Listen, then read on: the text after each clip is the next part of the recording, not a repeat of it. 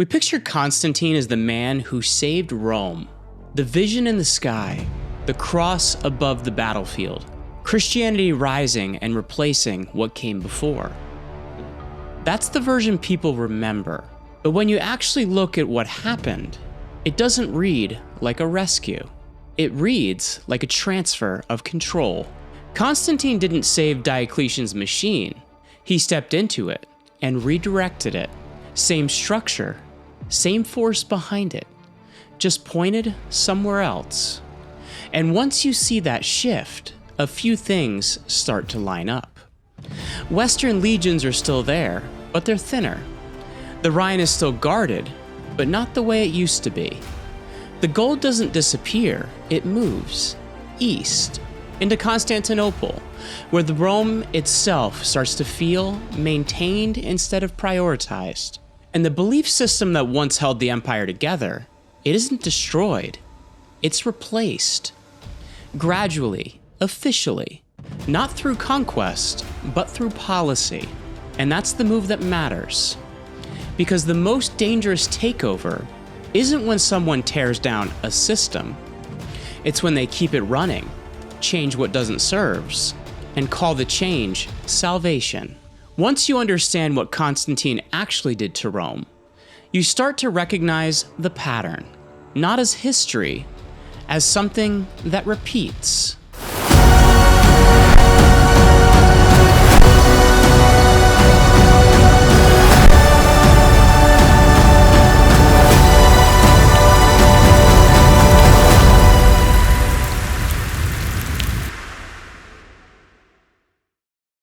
Welcome back to The Roman Pattern.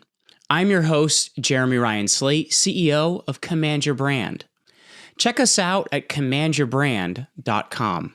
Before Constantine, there was Diocletian. And what he built wasn't just an empire in recovery. It was something far more controlled than that. It was a machine. By the time he took power in 284, Rome wasn't slowly declining. It was unstable in a way that kept repeating. 50 years of civil war, 12 emperors in 30 years. Most of them didn't lose power, they were killed by the men trying to take it. The currency had already collapsed in everything but name. The denarius had once been almost pure silver, but by this point it was mostly copper, with a thin coating you could rub off. So soldiers were being paid in money that didn't hold value. Merchants stopped trusting it. Tax collectors adjusted accordingly. The system was still functioning, but it was running on trust that had already burned through. Diocletian didn't try to rebuild that trust. He replaced it with structure. He divided the empire into 4 administrative zones: 2 senior emperors, Augusti, 2 junior deputies, Caesars. They called it the tetrarchy. It wasn't about balance. It was about coverage. If something broke along the Rhine, someone was already there. If pressure came from the east, the response didn't have to cross the entire empire. No single person had to stretch across the whole system anymore. He rebuilt the tax structure the same way. A full census, land measured, people counted, output assigned, everything mapped, everything expected. Then came the price controls. Thousands of goods and services fixed. Wages, materials, and labor. The enforcement was real. If you sold above the rate, the penalty could be death. It didn't fully work. Black markets appeared almost immediately. Merchants held inventory rather than sell at a loss. But that actually tells you everything about how Diocletian thought. He believed civilization could be administered.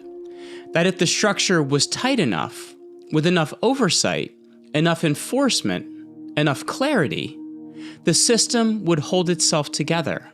He applied the same logic to the military. More legions, but smaller units. Faster movement, greater flexibility. A mobile reserve, the Comitatenses. A permanent frontier troops, the limitanei. And for a time, it worked. The Rhine held, the Danube held, the eastern frontier held. He didn't fix Rome, he systemized it. Turned it from something dependent on personalities into something that could run on process. And then on 305, he stepped down, voluntarily, healthy, with the system still in place. He believed the machine could continue without him. It didn't. Within a year, the tetrarchy fractured. Not because the system was poorly designed, but because the men inside it wanted more than the role they were given. At one point, 6 men claimed the title of Augustus. 6. The system built to eliminate succession crisis had just produced the worst one in a generation. Constantine's father was one of the Western Caesars. When he died in 306 in Britain, the army didn't wait to process it. They declared Constantine emperor on the spot, exactly what the system was designed to prevent. Constantine knew that. He just didn't accept it. He spent the next 18 years fighting his way to sole control, not because the machine failed him, but because he was better at using it than anyone else. His decisive movement came in 312 at Milvian Bridge. His opponent Maxentius controlled Italy and North Africa, the wealthiest provinces in the West. You've heard the story, the vision, the cross, the Chi-Rho. By this sign, you conquer. He marks the shields. He wins. Maxentius drowns in the Tiber, trying to retreat. That's the version that gets repeated. But look at the situation more closely. Constantine was outnumbered. He needed something stronger than to pay or discipline to hold his forces together. He needed belief.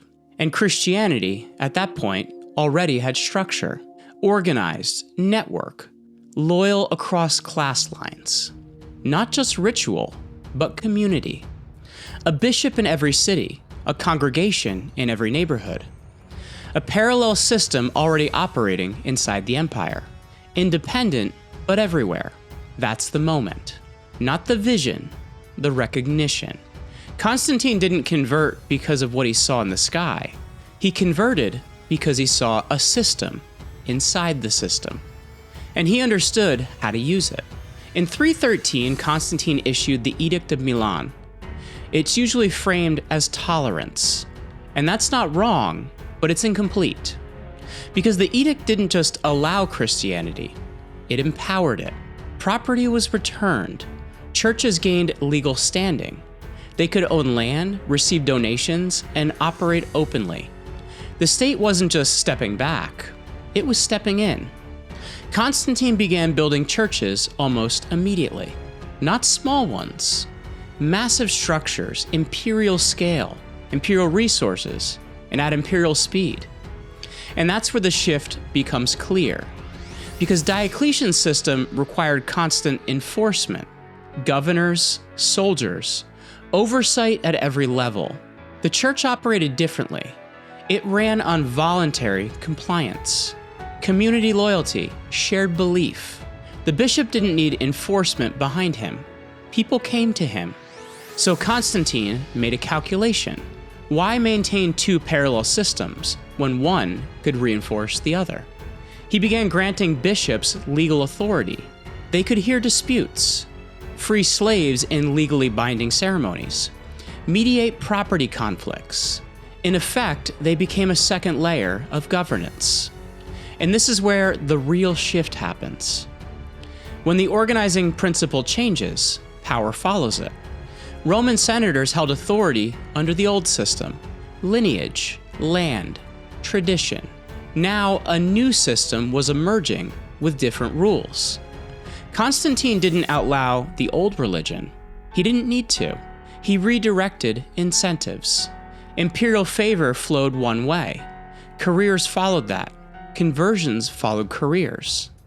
The empire didn't convert purely out of belief. It converted because the system changed what was rewarded. Same pattern, different century. In 324, Constantine became the sole emperor. The machine was his. And his first major decision made his direction clear. He chose a new capital, not Rome, not Milan, Byzantium. A small city, but strategically positioned between Europe and Asia. He rebuilt it entirely. New Senate, new Forum, palaces, infrastructure, and scale. Rome, but new. Rome, but his. In 330, it became Constantinople, the new Rome, and the old Rome wasn't consulted. Now, watch what follows. Because building Constantinople required immense resources. Those resources came from the empire, which meant in practice they came from the West. And once that happens, priorities shift. Western infrastructure is maintained, but not expanded. Frontiers are held, but not strengthened. The system is still functioning, but attention has moved. Then comes the Solidus, a new gold coin, stable, trusted, consistent. It becomes the backbone of the empire's economy for centuries. But here's the detail. It's minted in the East, Constantinople, Antioch. The West uses it, but it doesn't control it. And once the center of money shifts, everything else follows. The West didn't lose the system, it lost priority. And in a system driven by resource allocation, that's where decline begins. Not collapse, relocation. Diocletian's approach to borders was simple. Hold every line, staff every position, maintain constant pressure. Constantine didn't abandon that. He adjusted it, gradually. Frontier troops were reduced. Mobile reserves were expanded. On paper, it looked like an improvement. Better trained forces, faster response. But borders don't fail all at once. They weaken. The structure remains. The patrols continue. But response times slow. Deterrence fades. And pressure from outside never pauses. Then comes the second change. Germanic leaders begin entering the Roman command structure, not as auxiliaries, as officers. And that's different. Because now the line between inside and outside starts to blur. And that's how borders actually fail. Not through one decisive breach, but through gradual integration, until the line itself stops meaning what it once did.